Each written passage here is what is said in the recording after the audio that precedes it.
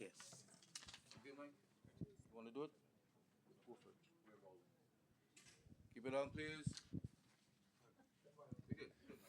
Good morning, ladies and gentlemen. Welcome to the New York City Council hearing for the Subcommittee on Zoning and Franchises. At this time, I'd like to remind everyone to please silence all devices and at no point during the hearing may you approach the dais. If you wish to testify at today's hearing, please see a sergeant at the back of the room to fill out a testimony slip, even if you have registered previously online. Chair, we are ready to begin.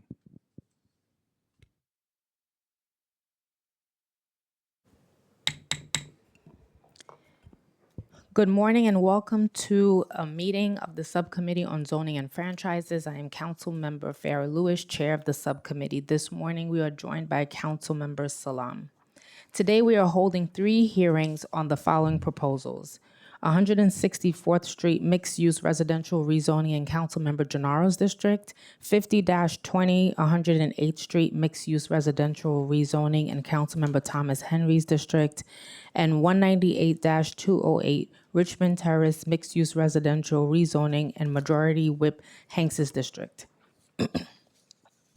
This meeting is being held in hybrid format. Members of the public who wish to testify may testify in person or via Zoom. Members of the public wishing to testify remotely may register by visiting the New York City Council's website at www.council.nyc.gov/land-use to sign up. Or for those of you who are here in person, please see one of the Sergeant-at-Arms to prepare and submit a speaker card. Members of the public may also view a live stream broadcast of this meeting at the council's website. When you are called to testify before the subcommittee, if you are joining us remotely, you will remain muted until recognized by myself to speak. When you are recognized, your microphone will be unmuted. We will limit public testimony to 2 minutes per witness. If you have additional testimony that you would like the subcommittee to consider, or if you have written testimony that you would like to submit instead of appearing in person, please email it to landusetestimony@council.nyc.gov. Written testimony may be submitted up to 3 days after the hearing is closed. Please indicate the LU number and project name in the subject line of your email. We've also been joined by Councilmember Encarnacion. We request that witnesses joining us remotely remain in the meeting until you are excused, as council members may have questions. Lastly, for everyone attending today's meeting, this is a government proceeding and decorum must be observed at all times. Members of the public are asked not to speak during the meeting unless you are testifying. The witness table is reserved for people who are called to testify, and no video recording or photography is allowed from the witness table. Further, members of the public may not present audio or video recordings as testimony, but may submit transcripts of such recordings to the Sergeant-at-Arms for inclusion in the hearing record. I will now open the first public hearing on LUs 94 and 95 regarding 104th Street, a mixed-use residential rezoning proposal in Fresh Meadows, Queens, in Councilmember Gennaro's district. The proposal involves a zoning map and text amendment. Applicant is seeking to build a mixed-use residential building with approximately 80 apartments. Mandatory inclusionary housing would be mapped as part of this application. So up to 24 of the apartments would be permanently affordable, depending on the affordability option selected. For anyone wishing to testify regarding this proposal remotely, if you have not already done so, you must register online by visiting the council's website at council.nyc.gov/land-use. For anyone with us in person, please see one of the Sergeant-at-Arms to submit a speaker card. If you would prefer to submit written testimony, you can always do so by emailing it to landusetestimony@council.nyc.gov.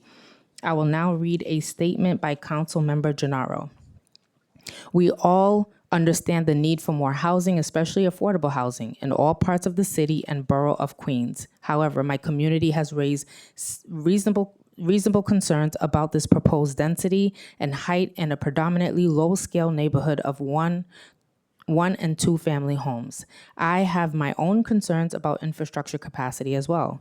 I look forward to working with the applicant team and my community to get an outcome that will address the most serious concerns in a way that we all can be satisfied with. I will now call the applicant panel for this proposal, which consists of Leah Vallone and Steve Sinacari. Could you please raise your right hand and state your name for the record? Leah Valone. Steven Sinacori. Do you swear to tell the truth and nothing but the truth in your testimony this morning and in response to council member questions? Yes. I do. Thank you. Thank you. You may now begin your testimony, which is limited to 10 minutes, and you should start to conclude your presentation after 8 minutes. When you begin your presentation, please restate your name and organizations. You all may begin. Hi, thank you again. Thank you for having us today. My name is Leah Valone. I'm an associate at Ackerman LLP, and I'm joined by Steve Sinacori, who's a partner at Ackerman LLP. Together, we're representing the applicant on this application. Next slide, please.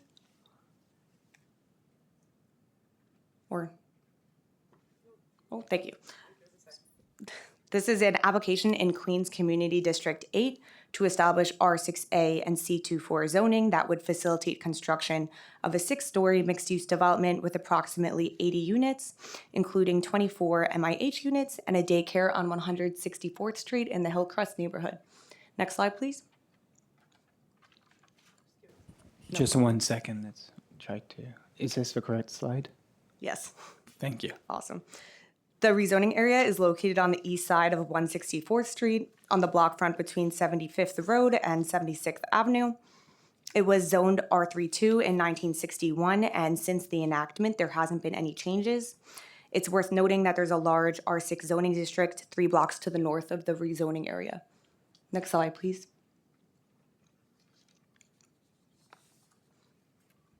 The rezoning area and the block front to the north have been historically non-residential and mixed use, despite the absence of a commercial overlay, which is in contrast to the surrounding low-density context. 164th Street is a 120-foot wide north-south corridor, and there are several mass transit options available here, including multiple local and express buses along 164th Street, as well as the EF train at Parsons Boulevard. Next slide, please. So the rezoning area is shown looking east here, and you can see with this aerial view how wide 164th Street is. Next slide, please. The application is seeking a zoning map amendment, which would allow new multifamily housing production on an underutilized site with access to mass transit. So the R6A C24 along this block front would allow for an appropriate increase in density and the reinforcement of the existing commercial nature of the corridor here. This zoning district is also more reflective of recent land use patterns in the surrounding area, as evidenced by the Union Turnpike rezoning and the Jamaica Hillcrest rezoning. Next slide, please. The proposed actions here would facilitate a mixed-use development with ground floor community facility use as a daycare, which would be a expanded daycare for the current daycare on the site. And although an R6A would permit up to a 9-story building, the site configuration here allows for an efficient plan of only 6 stories along 164th Street with setbacks on 75th Road and 76th Avenue. Next slide, please. So this is just showing some massings. Open space for building residents would also be provided on the rooftops as well as in the rear yard equivalent. Next slide, please. So there are 80 total dwelling units with 24 permanently affordable units. This breakdown shows what the proposal would map pursuant to MIH option 1. It's probably easier to just read the breakdown of the units and percentages based on the slide here. Next slide, please. Oh, next slide. And then next after the appendix things. So this is just some data from the community district profile. Community District 8 is 48.5% rent burdened, emphasizing that need to provide more permanently affordable units. As shown here as well, 80% of the buildings were built before 1970, despite the need for new housing. It's worth noting that there's also no MIH areas mapped in the surrounding area. Next slide, please. The map shows some further detail. Oh, wrong slide, it's fine. The tax map as well as these plans show some further details with respect to the rezoning area. You can kind of see based on the lots that it's approximately a 24,000 square foot lot, and it has frontage on those 3 roads shown on the site plan there, which is 164th Street, 75th Road, and 140th Avenue. Next slide, please. That's just the ground floor plan. There's a large community facility space that I mentioned previously that will be utilized as a daycare. Next slide, please.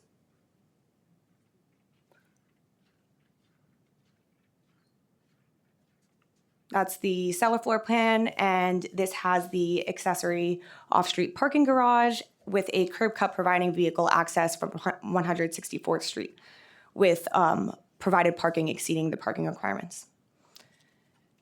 Next, but I think these are just the plans wrapping up, so I'm not sure. Yeah, great. Okay, so that's the end of our presentation. We're happy to answer any questions. I remember you noted some concerns, and we're happy to discuss them further.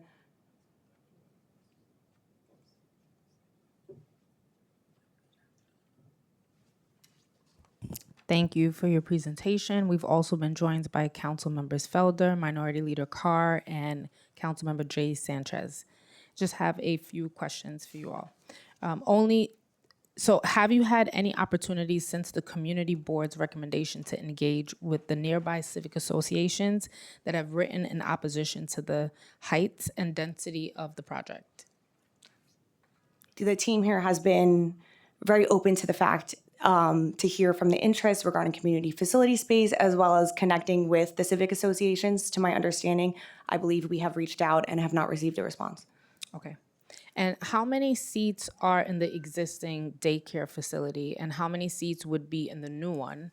And what will happen to the daycare during construction? Yeah, so the daycare is currently licensed for 85 children. The larger space would allow for an increase in nearly double the amount of children and expanded programming.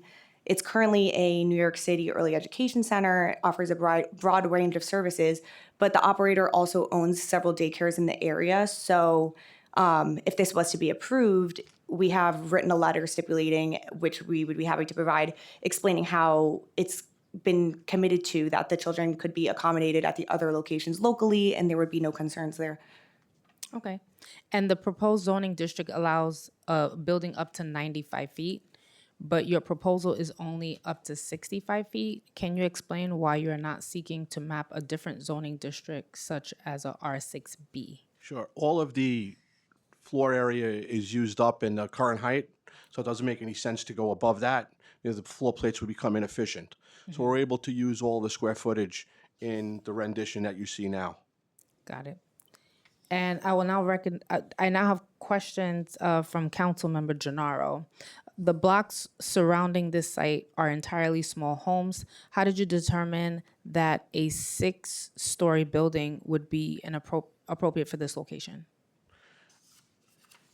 Given the size of 164th Street, which is 120 feet in width as a zoning wide street, we placed all the bulk on 164th Street. It's a well-traveled thoroughfare. So that's how that was determined. Second question, does the proposed project step down in height towards the neighboring houses on the block? Yes, it does provide setbacks towards the neighboring houses on 75th Street and 76th Road. And I'd also just like to add on to the previous point that we believe we're providing affordable housing on an underutilized site, and it's appropriate density here due to the fact that it's located on a wide street that's transit oriented, and it's also has similarity to the nearby rezonings that were more recent, obviously, than what was previously enacted. And hasn't been changed since. The 2014 Union Turnpike rezoning was a rezoning from R5D to C12. This was 0.3 miles to the south, and this was to facilitate a 6-story development. The Jamaica Hillcrest rezoning was a city-sponsored rezoning of approximately a 70-block area, and the zoning map amendments there were intended to encourage new residential and mixed-use buildings on major streets while also accounting for the lower residential context on the mid-blocks of the residential corridors. All right. Do you have a sense of how much water and sewer hookup costs might be, and could unexpected high costs threaten the viability of this project? We can get back to you. We don't have those estimates with us today. Lastly, with approximately 37 parking spaces proposed, how was that number determined? Yeah, we actually, to my understanding, we are exceeding the parking requirements here and provided a accessory off-street parking garage on the cellar floor so that parking residents would be able to, I believe I actually don't want to, I will get back to you on the exact percentage, but we're accounting for a percent of the tenants within the building and wanted to account for the parking. But I might note that the EAS, since this was filed pre-GFT, there was an EAS conducted on the site, and the EAS noted that there is no significant adverse impact on any of the parking, traffic, or infrastructure in the area. In your presentation, I saw 50 parking spaces. Was that correct? Yes, that's correct. Okay, so his number here is Yeah, I don't- 37. Yeah, no worries. We've also been joined by Majority Whip Hanks. I will now invite my colleagues if anybody has questions for this applicant. Seeing none, this applicant is now excused. Thank you for making time to be here today. Council, are there any members of the public who wish to testify remotely or in person regarding this proposal? Yes, Joe, we have 2 members online who would like put- to testify. Oh, all right, you're now excused. We'll take those Thank you. questions online. Thanks.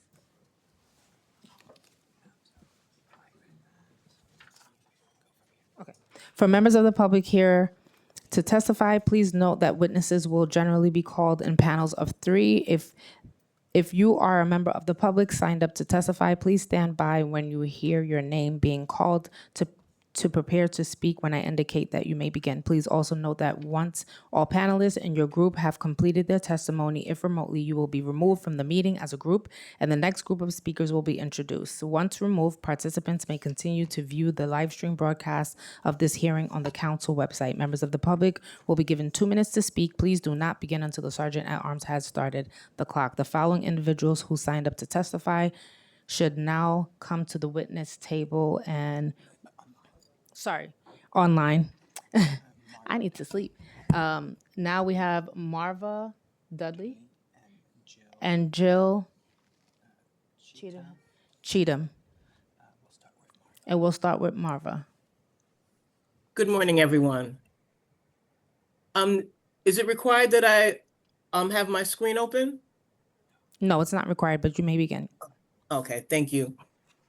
Again, my name is Marva Dudley. I am the president of the Flushing Suburban Civic Association, and my testimony today is in opposition of this application. I want to first start with some corrections that I need to make, that there were statements that were made by the representatives of the applicant. Number one, there is no express bus service on 164th Street. There never was and never has been. And it's not any as of today. The express bus service runs along Union Turnpike. Secondly, the bus stop that was located on that particular block was since removed when the MTA did the complete overhaul of the bus system in the borough of Queens. Secondly, as for myself and other civic leaders that I have been in contact with, the applicant nor its representatives have not reached out to any of us. So to hear that they did reach out and did not hear back from us, that is also incorrect. We have asked constantly to have some type of dialogue with them, and we requested it even at the community board meeting directly with the representative that was there, and that was never done. And this is very concerning to us because then we don't want this to be set as a precedent where this type of project can be brought into an area and they feel as though they don't need to have any type of dialogue with civic leadership or even residents at all, and then still proceed, because then we're concerned and then this will be an ongoing pattern. Thank you for your where testimony. basically- Your Thank time you, has Marva. expired. Thank you. We'll now hear from Jill.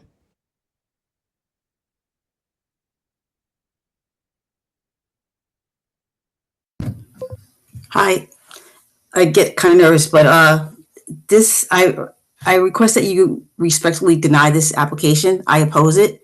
Yes, and because they don't have a community, we don't have a community plan. They just submitted this in their upzoning, and what they're doing is they have spot zoning now. If they build that, they're spot zoning because there's only one building being built for this one site, and you can't do that for the whole block when you block 1 or 2 family houses. It's illegal. It's called spot zoning. And then you have, it's not a transit area. It's beyond the transit area. There's no transportation. The woman was wrong in saying that there's wide streets. There's no wide streets. There's only 164th, but it has a middle island, and also 75th Road and 76th Avenue is only 25 to 30 feet wide. It's two-way. It has to be one way. They say it's 60 on their mapping. It's totally wrong. It should be maximum R5D, 45 feet high in a non-transit zone, not 55, not 65, not 75. Never be R6. We're not Palm Rock. We're not anything else. I have so much to say. It's just so much to, it's too much to say. But it's not as of right. There are R3 too. And the daycares, they're going to mess up all the other daycares. We have 6 daycares already, not even including this one. And they're going to either bring down the other daycares by having too many daycares. And also they're being kind of excessive with their building because they want more money, because they don't have to build that high. They can just build like the other co-ops and condos have been built around there, 4 stories, about 30 apartments. They have parking underneath, and everything is fine. But this, we have no open land there. It's all little houses, little blocks, no stop signs. I asked for them. No trees are falling down. The sidewalks are up. We don't get any help here. We need a Thank you, Jill. comprehensive plan. Thank you, Jill. So Feel free this is only to a part of what I'm saying, but we have to Jill? get something done because this Thank is a you low for your density area. testimony. Your Thank time has you, Jill. expired. We can't have upzoning or medium Thank or you high for your density testimony. Your area time has in expired. this area. But also there's an area there Jill? that I talked about the other Jill? day in Casino Boulevard. It's Your like time has Liquidators expired. used to Thank be you for there, your testimony. and there's shopping stuff like that. It's only one zone, and they could build up 8 All right, stories, Jill, 13 stories I there. don't think you can Build hear a us, whole so we have to community cut there, you and off. it's But if you R6 want to already. submit So they're picking additional an area where they testimony, cannot develop unless you they can do so by remove all the submitting on houses. land It's- use testimony at I've lived there for council.nyc.gov. 60 years, over 60 years. My family's been there 70 or 80 years. And I'm a Black American. I'm gonna be displaced. My taxes go up. I have a 60 by 100 lot. Like, can I do this on my property? Can I build an 8-story building on my property with my neighbor that also has a 60 by 100 lot? We're the only 2 left with a 60 by Jill 100 is lot. I very get knocks on my passionate. door We every day. appreciate Sell my her house, sell my passion. house. I've been here all my life. Where am I gonna go? Jill, It's can just, you hear us? it's not a town center anymore because they're messing things up. Probably a tech issue. What else? Thank you, Jill, for your testimony. If there are any Parking. members of the The public who parking would- is 50, okay. 50 parking spaces, but there's like sardines. They need to hire a valet. Is it done wrong? If they have a smaller building, they could have like 30 parking spaces. And they're taking down another house that's being demolished, and another house is being for sale, and they can make those 2 houses into daycares. Thank you, Jill. and make If you have more additional apartments on their testimony, you could submit it on to their, land use testimony at land. council.nyc.gov. They're just overdeveloping for no reason. Okay, we'll stand at ease. Sorry, I got muted. I guess I'm done.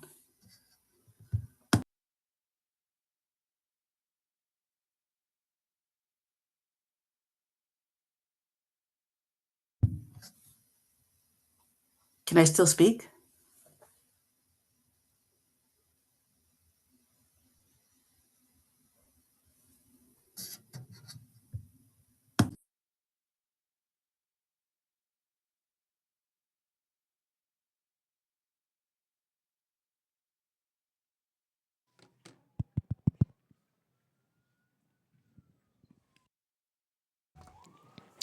All right, if there are any members of the public who wish to testify regarding this proposal remotely, please press the raise hand button now.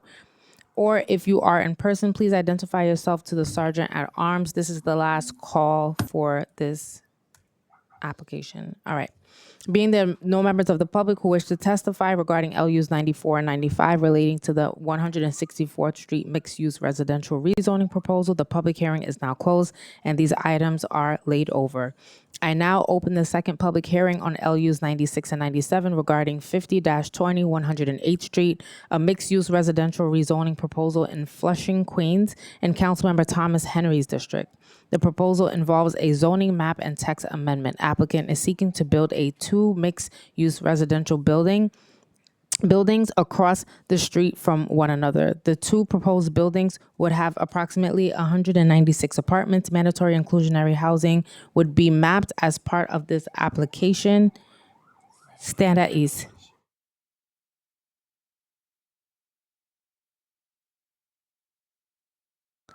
We'll stand at ease.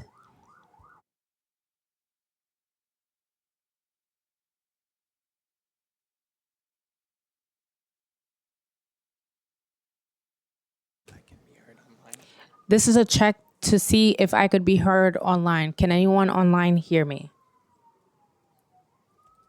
Yes, we hear you. Yes. Thank you.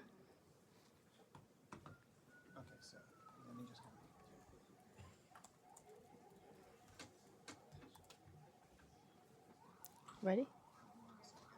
1 second. Okay, let's do it again. I will now open the second public hearing on LUs 96 and 97 regarding 50-20 108th Street, a mixed-use residential rezoning proposal in Flushing, Queens. In Councilmember Thomas Henry's district, the proposal involves a zoning map and text amendment. Applicant is seeking to build two mixed-use residential buildings across the street from one another. The two proposed buildings would have approximately 196 apartments. Mandatory inclusionary housing would be mapped as part of this application. So up to 59 of the apartments would be permanently affordable depending on the affordability option selected. For anyone wishing to testify regarding this proposal remotely, if you have not already done so, you must register online by visiting the council's website at council.nyc.gov/land use. For anyone with us in person, please see one of the sergeant at arms to submit a speaker card. If you would prefer to submit written testimony, you can always do so by emailing it to landusetestimony@council.nyc.gov. I will now recognize Councilmember Thomas Henry for remarks. Good morning, and thank you, Chair Lewis, for hosting this hearing, and to my fellow committee members, thank you for always showing up. As the council member representing this community, I approach every proposal with a simple question. How does this improve quality of life for the people who already call this neighborhood home?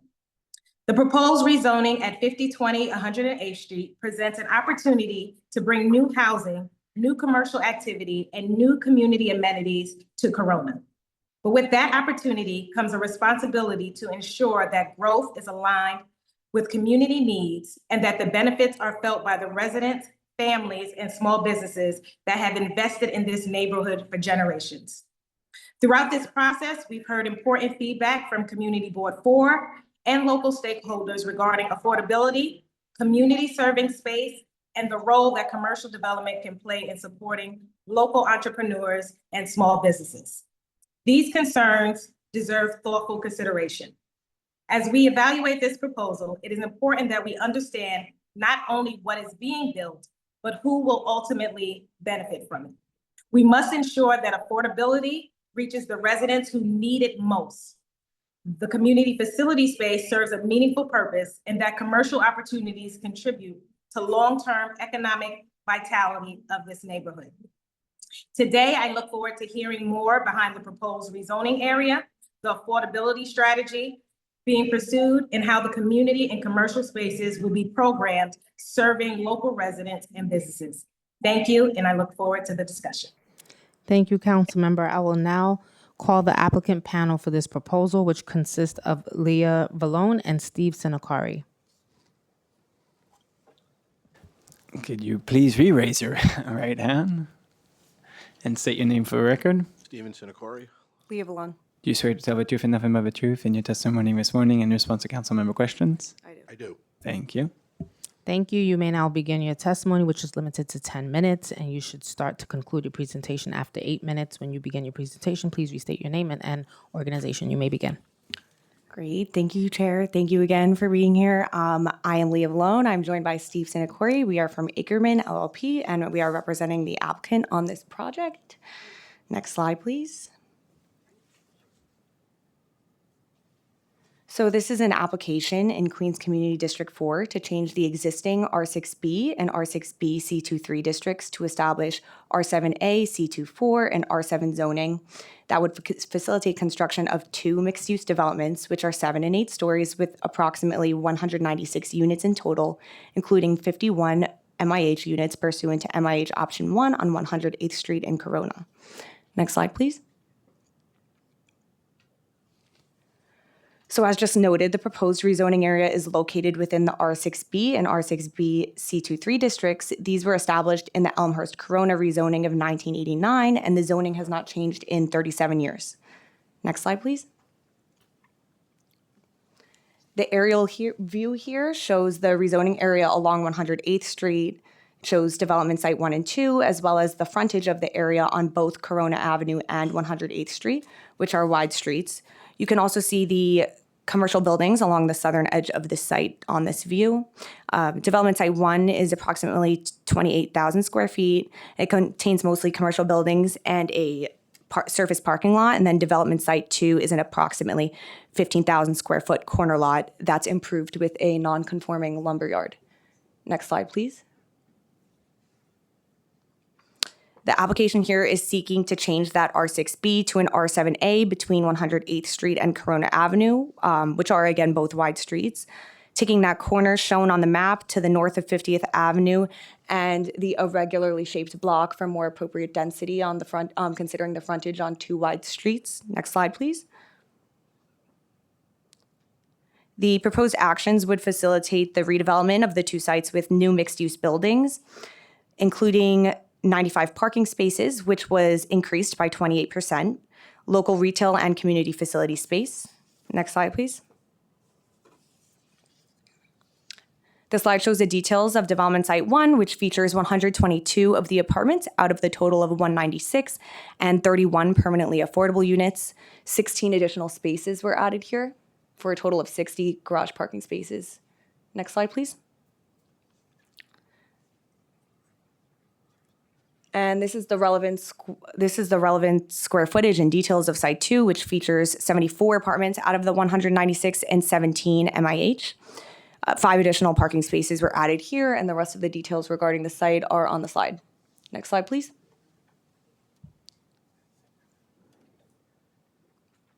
So this massing provides, was the slide skipped? Or no? It's fine. Oh, okay. We're good. Sorry. So the massing provides color on the land use in the area and shows developments in relation to each other. There's a real mix of uses on 108th Street and Corona Avenue, which are both within and outside of commercial overlays. Uses here include commercial, industrial, and community facility. It's worth noting that 108th Street corridor is mostly developed with 1 to 5 story commercial and mixed use buildings. And then south of the LIE, still on that 108th Street corridor, it's mapped with that existing R6A, and it consists of some notable 6 to 8 story mixed use commercial and multifamily buildings, as well as some higher density developments. Next slide, please. I also just wanted to note in relation to the previous slide before talking about the MIH that the rezoning area is within the outer transit zone, and there are several mass transit options in the surrounding area, including bus service and the 103rd Street and 111th Street subway stations to the north. So on the MIH slide, just to recap, the proposed actions would facilitate the redevelopment of 2 sites with new mixed-use buildings, and the number of units in total is 196. Pursuant to MIH option 1, this would produce 51 permanently affordable units across the 2 development sites. And similarly to what I mentioned in my last presentation, this slide shows the breakdown pursuant to option 1 of what this proposal would look like. Importantly, there's a critical need for housing in Community District 4. 54% of the residents are rent burdened, which is higher than New York City overall, as well as Queens overall. This application would provide affordable housing on an underutilized site in an area with very little housing production. Next slide, please.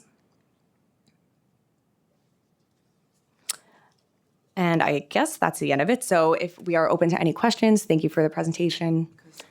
And we're happy to discuss anything further, especially regarding the council members' concerns. Thank you for your presentation. I have 2 questions before I hand it over to Councilmember Thomas Henry. What is the proposed unit breakdown, including affordability levels and mix of unit sizes? I know you had it on the slide, but if you could just go over it one more time. Yes, I do. So the project breakdown pursuant to MIH option 1 provides 25% of the residential floor area at a weighted income of 60% AMI. One of the concerns raised has been the affordability to residents, and while we recognize that this will not completely solve the affordable housing crisis, the provided income range across this MIH option will address some of the critical need in the area. And with that being said, we have proposed doing this presentation today pursuant to MIH option 1, but we're obviously open to connecting with Councilmember Thomas Henry as well. All right, have you engaged owners of the non-applicant sites in the rezoning area? What commitments are you willing to make to mitigate the potential displacement of existing businesses? Yeah, so the non-applicant lots, there's 13 properties there. And one thing to note regarding potential displacement is that there is no direct displacement. The RER and the EEDE associated with this project, really, it is worth noting that they do classify displacement risk as highest. However, they kind of break down how this is due to a bunch of different sub-indexes that we can look at within the report, and we're happy to circulate afterwards.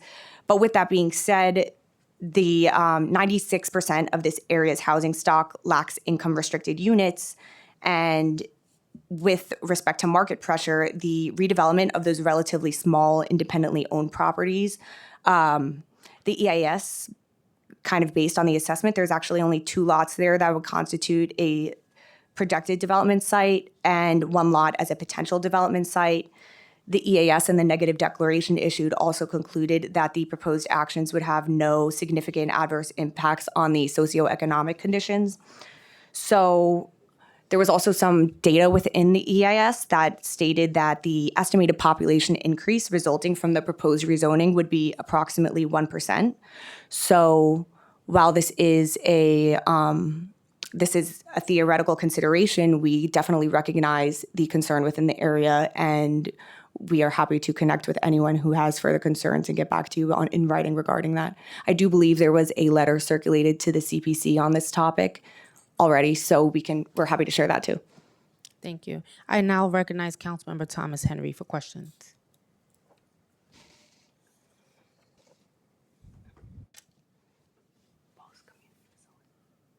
Oh, if we could unmute Councilmember Thomas Henry.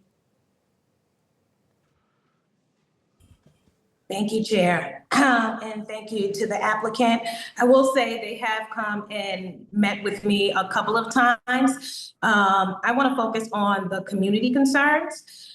So Community Board 4, as you mentioned, is heavily rent burdened, and the average median income is about $55,000. With the proposed plan as is, a small number of individuals would be able to afford these units. Have you given consideration to how to accommodate the existing residents who need housing in this plan? Yes, hi, council member. So we had looked at the possibility of within option 1, bringing down some of the AMIs to a lower weighted average to respond to those concerns.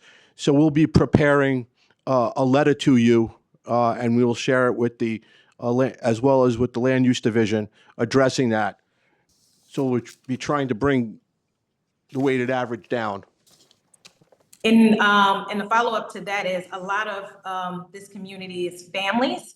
Have you also looked at bringing down the number of studios and increasing the 2 and 3 bedrooms? Correct. We're also having the architect look to see if we can increase some of the larger family size units, as we discussed. We will include that as well. And as far as the, community facility space and the commercial space, certainly we would love to have local tenants, but specifically on the community facility space, when we start to plan the construction, we're happy to work with your office to find a local not-for-profit that might be interested in the space. Or it doesn't have to be not-for-profit. It could be also, another community use. But we'll work closely with your office on that as well. Speaking of commercial spaces, there are quite a few commercial spaces occupied on this site, as well as, I believe, a couple of residential as well. Any plans for where these individuals, will there be a temporary solution where they can go during construction? Or have you spoke to them about if they would be allowed to come back once finalized? Sure. Correct. Most of the obviously we wouldn't construct both projects at the same time. They'd have to be done in a phase. But on the restaurant side, obviously we have other commercial tenants which have been there for quite some time. So if they would like to come back once the building is complete, we'll work with them to come back. Perhaps some of the tenants on the restaurant side can also take space in the first building after it's constructed. Obviously there'll be details to work out, but we'll work with your office on that. Two more questions, if it's okay, Chair. Absolutely.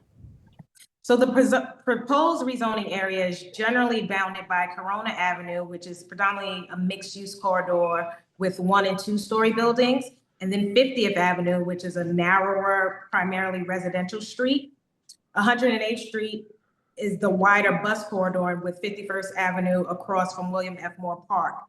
Can you explain the rationale for selecting these specific boundaries for the rezoning area? Well, obviously, Corona Avenue and 108th Street are wide, as you say. When we worked with the Department of City Planning, we had to rezone more property than just what the applicant controls. So it was a rational proposal the way that the map was drawn. In addition, as you said, there was only 2 projected development sites within the area. So we believe that the proposed zoning is rational and makes sense, but we're happy to continue to look at it with your office. And then finally, our QBP did recommend coordinating with parks to support nearby open spaces. He highlighted William F. Moore Park. I want to add to that Flushing Meadows Corona Park because we are in dire need of open space. As you know, the community is continuing to grow. And unfortunately, our park spaces aren't adequate as they are. So is that something that you guys would look into supporting? We'd be open to work with you on that as well. Thank you. Chair. Thank you. And I now invite my colleagues to ask questions. Anybody have questions? Seeing none, this panel is now excused. Council, are there any members of the public who wish to testify remotely or in person regarding this proposal? No, there's no one signed up in person, online, but I see somebody in the audience saying that they want to testify in person. Is that correct? Is there Are someone? you Maria Silva by any chance? Okay. Right, you So may yes, come we forward. have one person in person who would like to testify. You can just skip that. I now call Maria Silva to testify. You may begin. Good morning, council members. My name is Maria Silva, and I am here representing SEIU Local 32BJ.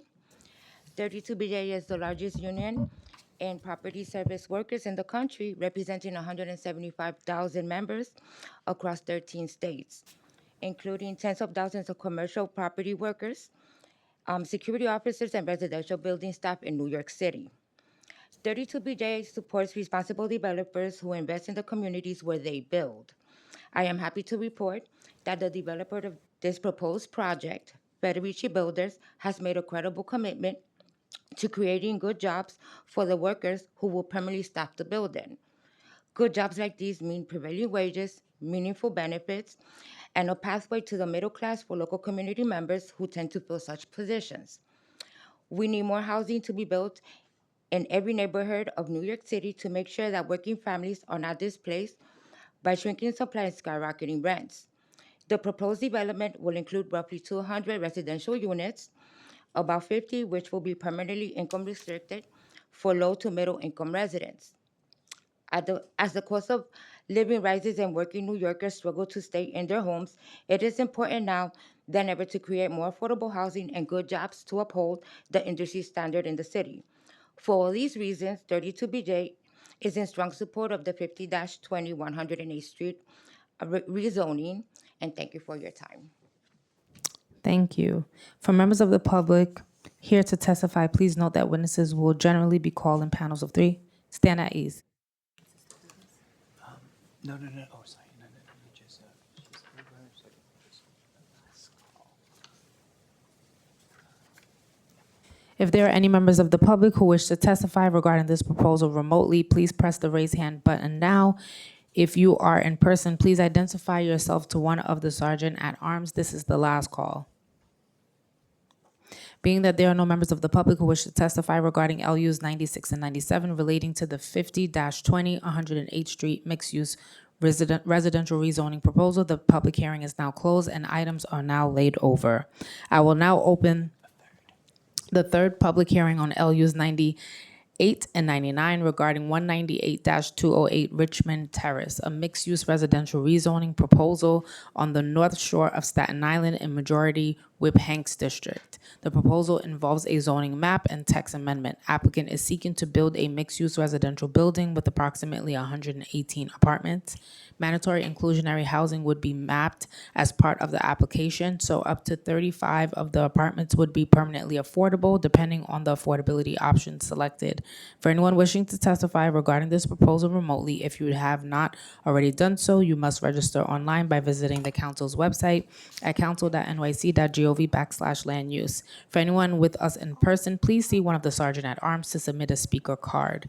If you would prefer to submit written testimony, you can also do so by emailing it to landusetestimony@council.nyc.gov.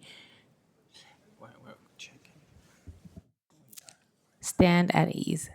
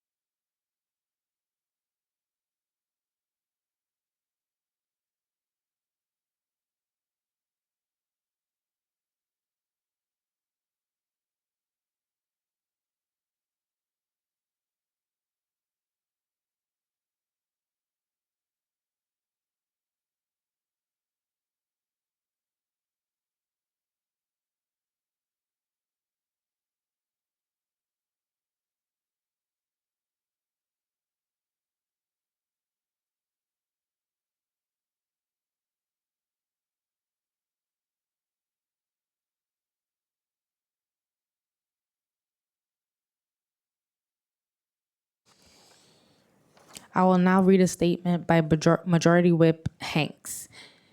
Thank you, Chair, and good morning, everyone. I am Councilmember Kamala Hanks, and I am here today to discuss the 198-208 Richmond Terrace rezoning application. The proposed project would produce a 14-story mixed-use building with residential and community facility uses.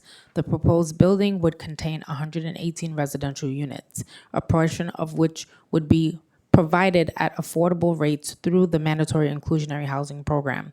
The project site is located within the St. George neighborhood of Staten Island with close proximity to the Staten Island Ferry, SIR, and various bus lanes. The project has the potential to deliver much needed housing to the area while also offering public benefits like community facility space. I have general support for efforts to develop St. George into a more vibrant downtown, thorough, and encouraging mixed-use development with the intention to foster a lively and enriched community. I look forward to learning more today from the applicant, my colleagues, and my constituents as we move forward in the public process to ensure outcomes that reflect the needs of the community. Thank you all for attending and taking part in today's hearing.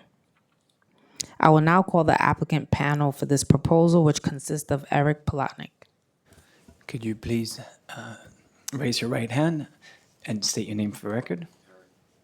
Do you swear Eric Palatnik. do you swear to tell the truth and nothing but the truth in your testimony this morning in response to council member questions? I do. Thank you. You may begin your testimony, which is limited to 10 minutes. You should start to conclude your presentation after 8 minutes. You may begin. Hopefully, I won't take all that time. And thank you, Chair Lewis, and thank you, Councilman Felder, for making the time to be here today. My name is Eric Palatnik, as you just said, and I am here on behalf of 198-208 Richmond Terrace, which is a proposed rezoning from an R6 district with a C22 overlay to an R73 district with a C24- overlay. Next slide, please. This slide shows you what the proposal is all about. On the right-hand side of the screen, it describes what we are proposing, which is a 14-story, 97,000 square foot building, which will have 91,000 square feet of residential area and 10,000 square feet of community facility space, 118 apartments, 30 to 36 of which will be permanently affordable. There are only 4 parking spaces at the ground floor. That was the reason why the community board objected to it. If you look at your record, you'll see an objection from the community board. They actually supported the development. They want to see housing being built, but they have a philosophy on parking that they would like to see. And that is why they voted against it. But having said that, we are in the outer transit zone. We are in downtown St. George. We've spoken with the council member about it. We've spoken with the chair, Sadea Sherman, about it in city planning, and everybody agrees, and she's from the North Shore, and everybody agrees that even without parking, it's a good application. And there is no parking required as a result of City of Yes. Next slide, please. This slide shows you where our site is, and you can see it's surrounded by taller buildings, and the site until recently had a couple of smaller, very old structures on it. The site to the left is located, it's all dirt in that image, is located in an R73 rezoning. That was done a few years ago. We are simply asking to extend that R73 rezoning over our property. Next slide. And the next slide shows you actually that there's a proposed 17-story building on that property. Next slide, please. The next slide shows you mass transit, which is somewhat limited on the island, but it does show you the bus routes. You could skip ahead if you can, please, a few slides till you get to the plans, if you can. One more, actually. Oh, we can stop here for a second. You can go back one slide, I apologize. This is what we're here for today. This is the zoning map change. This is what I was speaking to a moment ago, that we're simply extending the adjacent R73 district to the left and carrying it over our property. So that R73 was also previously an R6. So we think this makes good logical sense. Next slide. The next slide gives you an idea of what the building will look like. That image is, of course, a little cut off, but you can start to get a perception. If you go to the next slide, maybe that comes through clearer. This is the rooftop terrace, which is going to be landscaped. Next slide, please. The remainder of the slides simply show you the plans. You can go one more page, please, on the slides. I don't know why it's coming out awkwardly here. It doesn't show you the whole thing, but I think you get the gist of what we're trying to do here. I'd be surprised if anybody is on the call in opposition. It was very well supported, like I said, other than the issue relating to parking. So thank you very much for your time. Thank you for your testimony. I have a couple of questions. Can you speak to how the requested land use changes related to the previous River North project adjacent to the Richmond Terrace project site? Sure, that's the property that I showed you, the dirt site in the images I just showed you a few minutes. It's exactly analogous to what's next door to it, which is why it makes good sense for the rezoning. It's the same zoning district we're asking for. Perfect.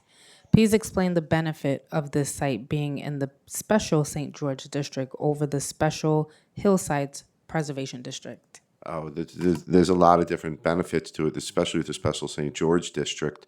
The Hillside district's easy to answer. The building has been designed, the slide you couldn't see shows the building being designed cut around the hillside. So we're not actually cutting into the hillside itself.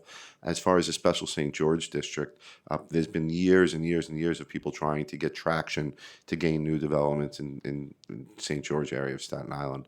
And the community board is eager to see that happen. When I was there, like I said, they were very supportive of seeing something be built here. And you just heard Councilmember Hanks's request to create an advisory committee for the future and beautify the streets and create a very nice atmosphere, as opposed to now, which is rather old from 50, 60, 70 years ago. So it's due for a freshen up in the St. George area. We're committed to encouraging that, and we've joined with Councilmember Hanks to do that. And Councilmember Hanks has some quick questions. The application material speaks to public realm improvements such as widened sidewalks. Can you please describe these improvements in further detail? Sure. This goes to what we were just talking about. We've been speaking with Councilmember Hanks about creating an advisory committee and working with her for street beautification. So what we've already committed to is, of course, we were required to, but planting street trees, to asking Department of Transportation when we make our builder's pavement plan application to make the sidewalks as wide as they can be, and to work with the council member to try to come up with some consistent street furniture improvements, maybe benches, maybe some ornamental ironwork around the base of trees and perhaps some street lighting that is contiguous around all of St. George that is more than just the normal, what we've seen in the past, the steel poles lighting, but maybe something a little more ornamental. Okay. And does the applicant have interest in being involved in a community initiative to improve streetscape conditions and beautification of the area? 1,000%, and we've spoken with Councilmember Hanks about that and submitted an affidavit indicating from our client stating that they will be a part of that with her. And will the applicant commit to working with the council member and her office to tenant the community facility space to ensure it is filled with a use that fits the community? Yes, we've spoken about that with her as well, and we agree to that. Okay, so this applicant is now excused. Thank you for making Thank time you for to your be here time. today. Thank you. Council, are there any members of the public who wish to testify remotely or in person regarding? Oh, sorry. Councilmember Felder. Want to swear me in? No, I was just curious that in the background of the proposed property, there, I don't know how tall the other buildings are. Do you know whether the other buildings have any parking?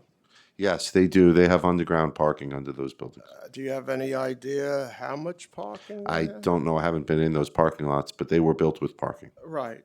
Now, I heard you said that there's no requirement that you have any parking at all. So even if you're not required, I'm just curious. I'm sure you assume that there's going to be some percentage of the tenants that are going to have Yes. cars.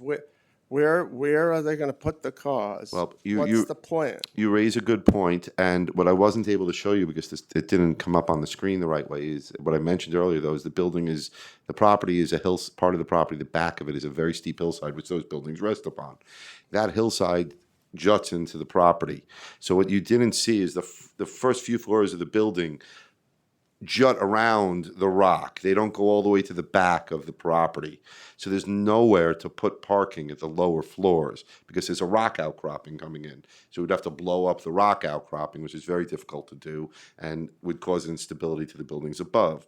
So that's why we're not doing it. We're not providing parking to recapture the space for something else. No, I think you misunderstood my question. I'm not suggesting that you're obligated or in any way to provide. I understood that.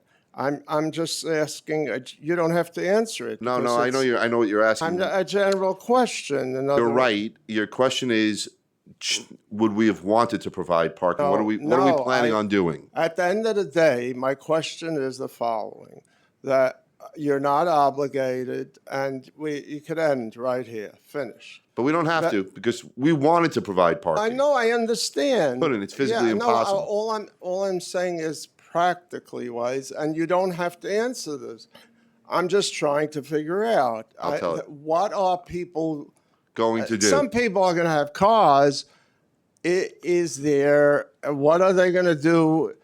With their cars. That's all. You raise a very good point. The same condition exists up and down Richmond Terrace. There are pre-61 apartment buildings that so have what no do parking. they do They with their park car? on the street. One of the issues that came up, which is if the screen can come back up, in front of our building was the parking lot for the wheel, which EDC has terminated the wheel. Right. So the parking lot that was built, the community board is trying to get them to maintain it. It's built, it's completed, it's boarded up. Right. So that's been a big discussion in the community about parking. Having said that, they'll be parking on the street, people that come there. We're not, as I said, we want to provide it, we just can't. The counter discussion to this came up at City Planning with Chair Sherman, where she called out, she's from the North Shore of the island, saying that you're in St. George, like we spoke about before. If there's any spot on the island that could do without parking, this is it. And that's the idea. That's exactly the conversation that came up at the community board, and that was why they voted against it, only on that one issue, because they had the same concerns that you raised. Thank you. Thank you. Thank you, Councilmember. This applicant is now excused. Thank you. Thank you for coming today. Council, are there members of the public who wish to testify remotely or in person regarding this proposal? No, we don't have anyone signed up online or in person to testify.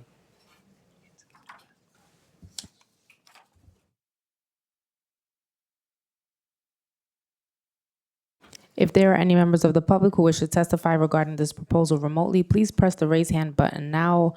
Or if you are in person, please identify yourself to one of the sergeant at arms. This is the last call.